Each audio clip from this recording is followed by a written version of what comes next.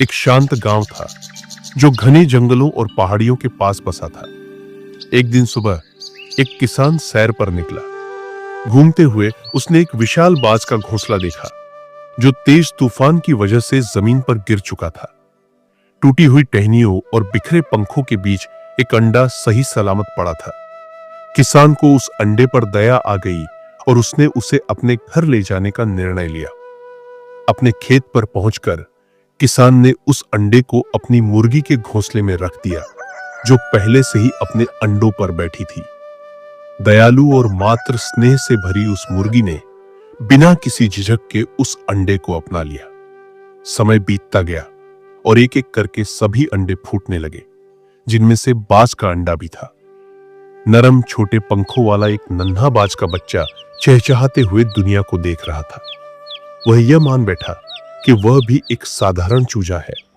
वह अन्य चूजों की तरह जमीन पर दाना चुगता, उनकी तरह चहकता और कभी आकाश में उड़ने की कल्पना भी नहीं करता।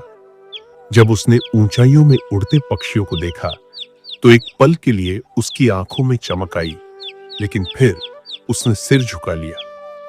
हम मुर्गियां हैं, बाकी चूजों ने उससे कहा। हम जमीन पर ही रहते हैं, उड़ान हमारे लिए नहीं है। बाज का बच्चा इसे ही अपनी सच्चाई मान बैठा। समय बीतता गया और वह एक शक्तिशाली विशाल पंखों वाला बाज बन गया, लेकिन फिर भी उसने खुद को एक मुर्गी ही समझा। वह भूल चुका था कि वह आकाश का राजा है।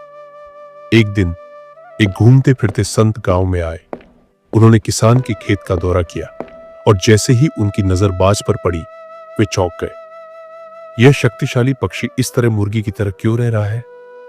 संत ने आश्चर्य से पूछा। किसान हंस पड़ा और बोला, ओह, यह अब कोई शक्तिशाली बाज नहीं है, यह बस मेरी मुर्गियों में से एक है। यह हमेशा से यही रहा है और इसे उड़ना आता ही नहीं।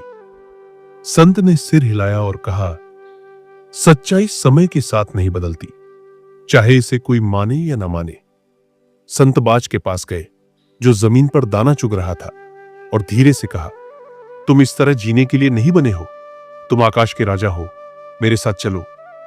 संत बाज को खलिहान की छत पर ले गए और उसे ऊंचा उठाकर कहा, आसमान को देखो, अपने पंख फैलाओ और उड़ो।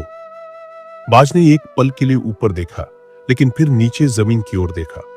डर ने उसे जकड़ लिया और वह तुरंत नीचे कूद गया, अपनी परिचित दुनिया में लौट आया।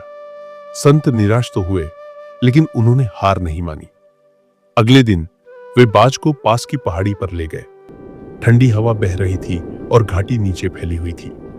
संत ने कहा, तुम जमीन के लिए नहीं बने हो, आकाश को देखो और अपने आप पर भरोसा करो। बाज ने अपने पंख फड़फड़ाए, लेकिन उड़ान नहीं भरी। संदेह ने उसे जकड़ रखा था। तीसरे दिन संत बाज को लेकर सबसे ऊंचे पर्वत पर चढ़ गए।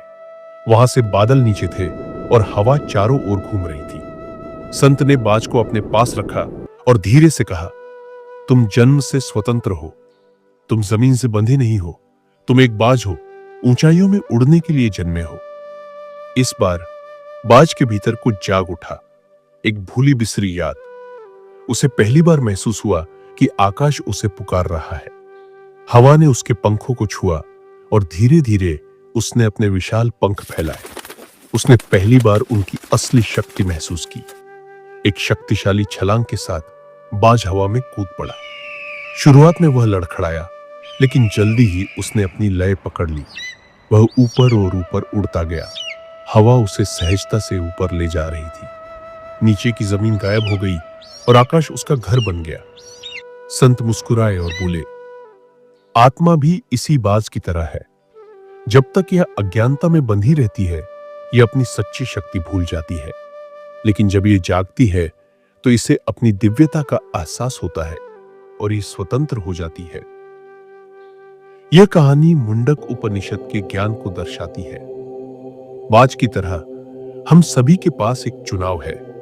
क्या हम उन्हीं सीमाओं में रहेंगे जो हमें सिखाई गई है, या क्या हम अपने सच्चे स्वरूप को पहचान कर ऊंचाइयों में उड़ान भरेंगे?